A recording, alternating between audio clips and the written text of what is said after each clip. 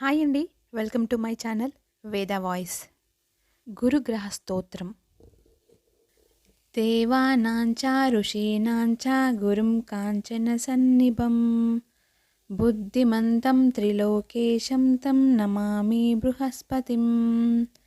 దేవానాంచ ఋషీణాంచ గురుం కాంచన సన్నిభం బుద్ధిమంతం త్రిలోకేశం తం నమామి బృహస్పతిం. దేవానాంచ ఋషీణాంచ గురుం కాంచన సన్నిభం బుద్ధిమంతం త్రిలోకేశం తం నమామి బృహస్పతిం. దేవానాంచ ఋషీణాంచ గురుం కాంచన సన్నిభం బుద్ధిమంతం త్రిలోకేశం తం నమామి బృహస్పతిం. దేవానాంచ ఋషీణాంచ గురుం కాంచన సన్నిభం బుద్ధిమంతం త్రిలోకేశం తం నమామి బృహస్పతిం. దేవానాంచ ఋషీణాంచ గురుం కాంచన సన్నిభం బుద్ధిమంతం త్రిలోకేశం తం నమామి బృహస్పతిం. దేవానాంచ ఋషీణాంచ గురుం కాంచన సన్నిభం బుద్ధిమంతం త్రిలోకేశం తం నమామి బృహస్పతిం. దేవానాంచ ఋషీణాంచ గురుం కాంచన సన్నిభం బుద్ధిమంతం త్రిలోకేశం తం నమామి బృహస్పతిం. దేవానాంచ ఋషీణాంచ గురుం కాంచన సన్నిభం బుద్ధిమంతం త్రిలోకేశం తం నమామి బృహస్పతిం. దేవానాంచ ఋషీణాంచ గురుం కాంచన సన్నిభం బుద్ధిమంతం త్రిలోకేశం తం నమామి బృహస్పతిం. దేవానాంచ ఋషీణాంచ గురుం కాంచన సన్నిభం బుద్ధిమంతం త్రిలోకేశం తం నమామి బృహస్పతిం. దేవానాంచ ఋషీణాంచ గురుం కాంచన సన్నిభం బుద్ధిమంతం త్రిలోకేశం తం నమామి బృహస్పతిం. దేవానాంచ ఋషీణాంచ గురుం కాంచన సన్నిభం బుద్ధిమంతం త్రిలోకేశం తం నమామి బృహస్పతిం. దేవానాంచ ఋషీణాంచ గురుం కాంచన సన్నిభం బుద్ధిమంతం త్రిలోకేశం తం నమామి బృహస్పతిం. దేవానాంచ ఋషీణాంచ గురుం కాంచన సన్నిభం బుద్ధిమంతం త్రిలోకేశం తం నమామి బృహస్పతిం. దేవానాంచ ఋషీణాంచ గురుం కాంచన సన్నిభం బుద్ధిమంతం త్రిలోకేశం తం నమామి బృహస్పతిం. దేవానాంచ ఋషీణాంచ గురుం కాంచన సన్నిభం బుద్ధిమంతం త్రిలోకేశం తం నమామి బృహస్పతిం.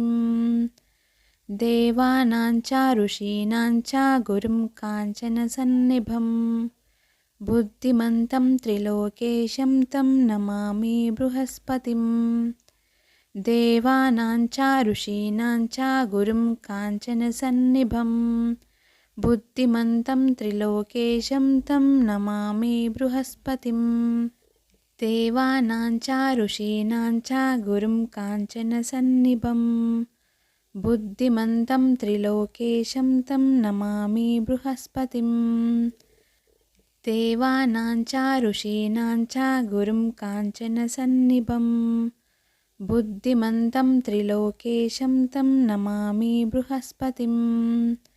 దేవానాంచ ఋషీణాంచ గురుం కాంచన సన్నిభం బుద్ధిమంతం త్రిలోకేశం తం నమామి బృహస్పతిం. దేవానాంచ ఋషీణాంచ గురుం కాంచన సన్నిభం బుద్ధిమంతం త్రిలోకేశం తం నమామి బృహస్పతిం.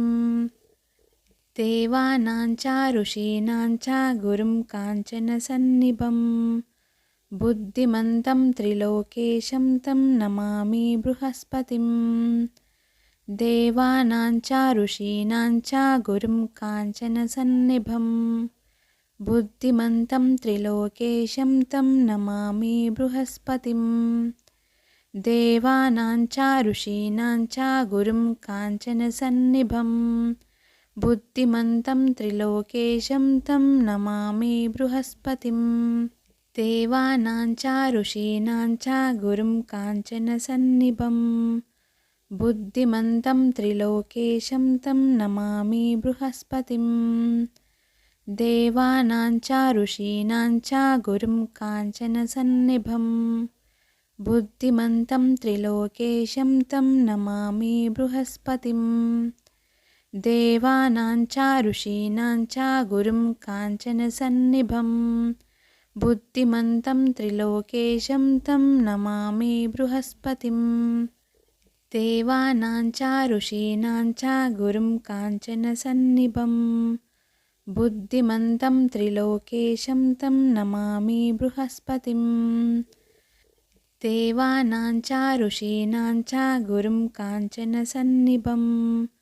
बुद्धिमन्तं त्रिलोकेशं तं नमामि बृहस्पतिं।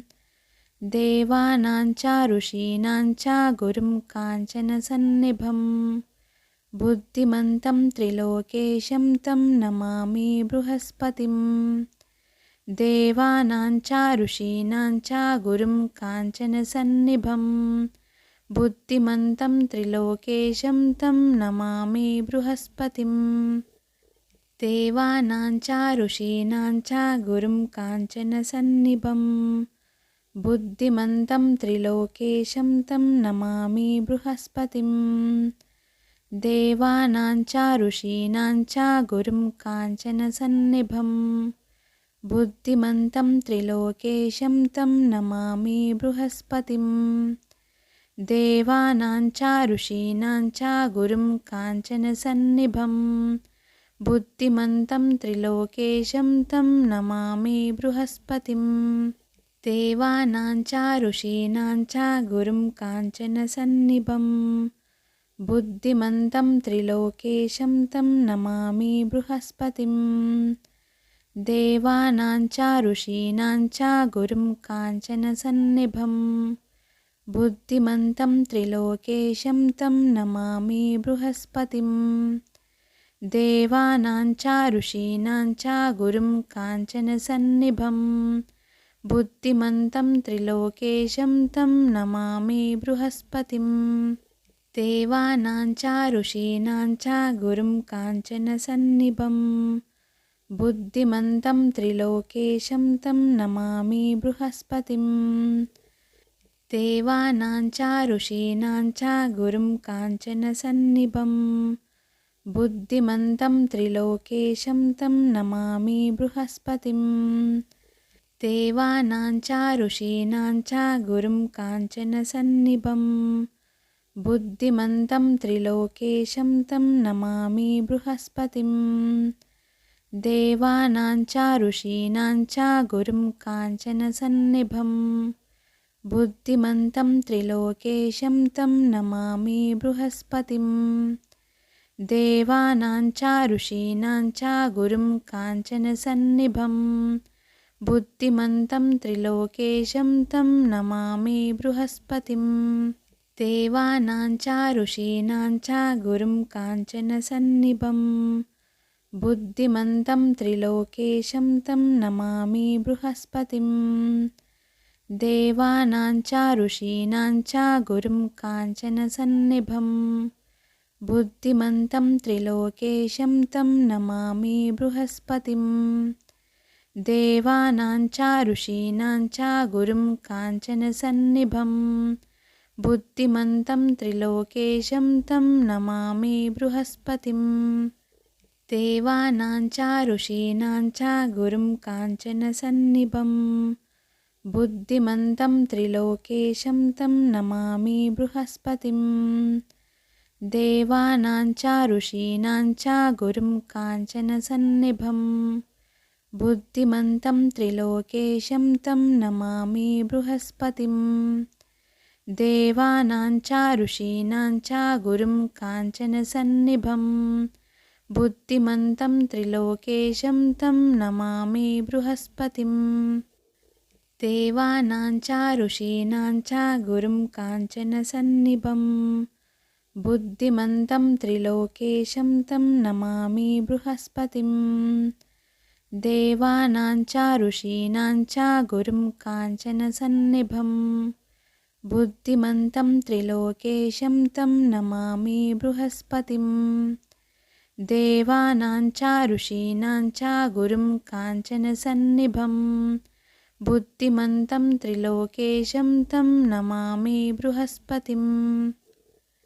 देवानां च ऋषीणां च गुरुं काञ्चनसन्निभं बुद्धिमन्तं त्रिलोकेशं तं नमामि बृहस्पतिं। देवानां च ऋषीणां च गुरुं काञ्चनसन्निभं बुद्धिमन्तं त्रिलोकेशं तं नमामि बृहस्पतिं। देवानां च ऋषीणां च गुरुं काञ्चनसन्निभं बुद्धिमन्तं त्रिलोकेशं तं नमामि बृहस्पतिं। देवानां च ऋषीणां च गुरुं काञ्चनसन्निभं बुद्धिमन्तं त्रिलोकेशं तं नमामि बृहस्पतिं। देवानां च ऋषीणां च गुरुं काञ्चनसन्निभं बुद्धिमन्तं त्रिलोकेशं तं नमामि बृहस्पतिं। देवानां च ऋषीणां च गुरुं काञ्चनसन्निभं बुद्धिमन्तं त्रिलोकेशं तं नमामि बृहस्पतिं।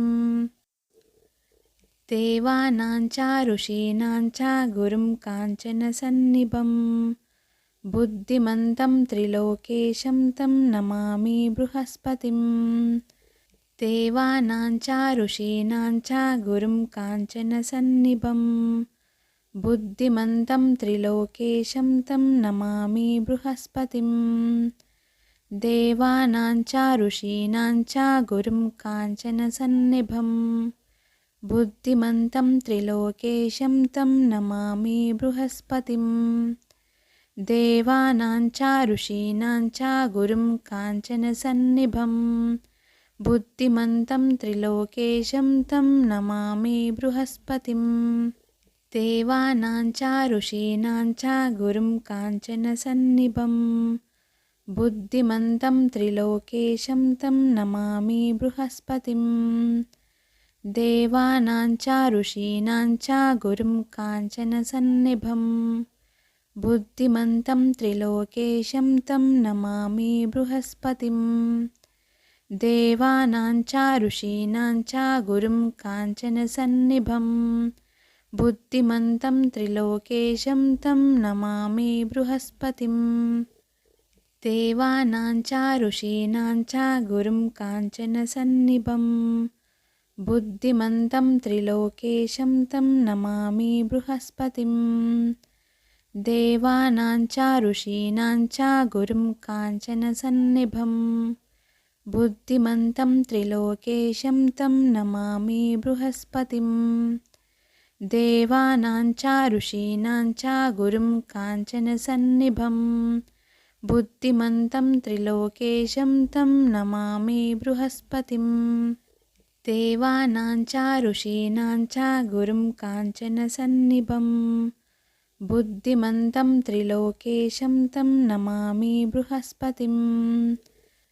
देवानां च ऋषीणां च गुरुं काञ्चनसन्निभं बुद्धिमन्तं त्रिलोकेशं तं नमामि बृहस्पतिं। देवानां च ऋषीणां च गुरुं काञ्चनसन्निभं बुद्धिमन्तं त्रिलोकेशं तं नमामि बृहस्पतिं। देवानां च ऋषीणां च गुरुं काञ्चनसन्निभं बुद्धिमन्तं त्रिलोकेशं तं नमामि बृहस्पतिं। देवानां च ऋषीणां च गुरुं काञ्चनसन्निभं बुद्धिमन्तं त्रिलोकेशं तं नमामि बृहस्पतिं। देवानां च ऋषीणां च गुरुं काञ्चनसन्निभं बुद्धिमन्तं त्रिलोकेशं तं नमामि बृहस्पतिं।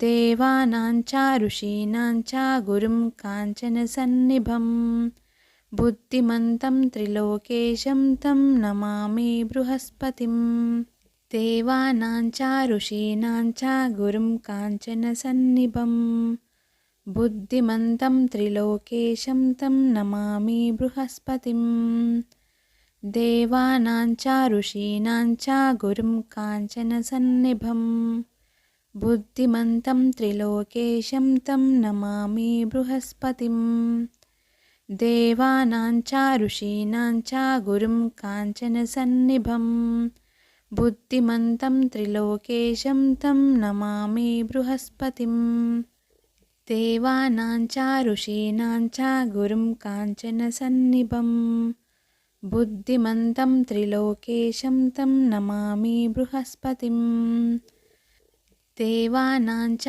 ऋषीणां च गुरुं काञ्चनसन्निभं बुद्धिमन्तं त्रिलोकेशं तं नमामि बृहस्पतिं देवानां च ऋषीणां च गुरुं काञ्चनसन्निभं बुद्धिमन्तं त्रिलोकेशं तं नमामि बृहस्पतिं देवानां च ऋषीणां च गुरुं काञ्चनसन्निभं बुद्धिमन्तं त्रिलोकेशं तं नमामि बृहस्पतिं देवानां च ऋषीणां च गुरुं काञ्चनसन्निभं बुद्धिमन्तं त्रिलोकेशं तं नमामि बृहस्पतिं देवानां च ऋषीणां च गुरुं काञ्चनसन्निभं बुद्धिमन्तं त्रिलोकेशं तं नमामि बृहस्पतिं देवानां च ऋषीणां च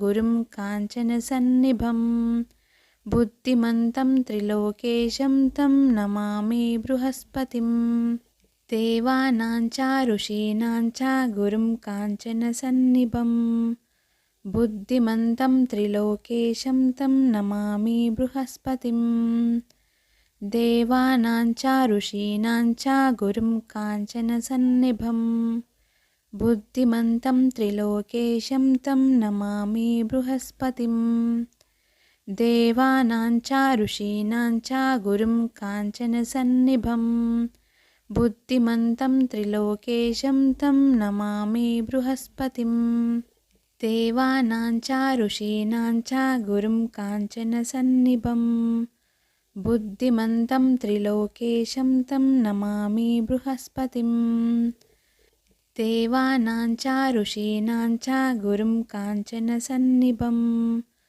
बुद्धिमन्तं त्रिलोकेशं तं नमामि बृहस्पतिं देवानां च ऋषीणां च गुरुं काञ्चनसन्निभं बुद्धिमन्तं त्रिलोकेशं तं नमामि बृहस्पतिं देवानां च ऋषीणां च गुरुं काञ्चनसन्निभं बुद्धिमन्तं त्रिलोकेशं तं नमामि बृहस्पतिं देवानां च ऋषीणां च गुरुं काञ्चनसन्निभं बुद्धिमन्तं त्रिलोकेशं तं नमामि बृहस्पतिं देवानां च ऋषीणां च गुरुं काञ्चनसन्निभं बुद्धिमन्तं त्रिलोकेशं तं नमामि बृहस्पतिं देवानां च ऋषीणां च गुरुं काञ्चनसन्निभं बुद्धिमन्तं त्रिलोकेशं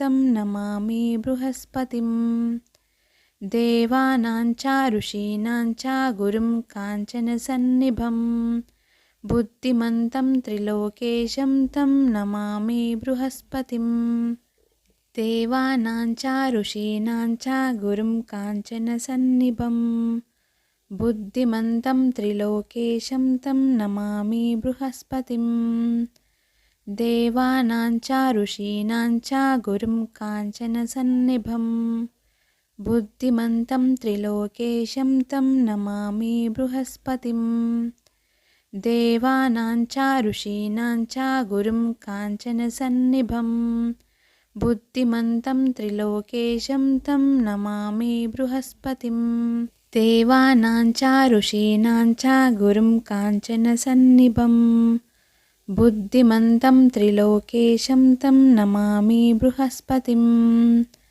देवानां च ऋषीणां च गुरुं काञ्चनसन्निभं बुद्धिमन्तं त्रिलोकेशं तं नमामि बृहस्पतिं देवानां च ऋषीणां च गुरुं काञ्चनसन्निभं बुद्धिमन्तं त्रिलोकेशं तं नमामि बृहस्पतिं देवानां च ऋषीणां च गुरुं काञ्चनसन्निभं बुद्धिमन्तं त्रिलोकेशं तं नमामि बृहस्पतिं देवानां च ऋषीणां च गुरुं काञ्चनसन्निभं बुद्धिमन्तं त्रिलोकेशं तं नमामि बृहस्पतिं देवानां च ऋषीणां च गुरुं काञ्चनसन्निभं बुद्धिमन्तं त्रिलोकेशं तं नमामि बृहस्पतिं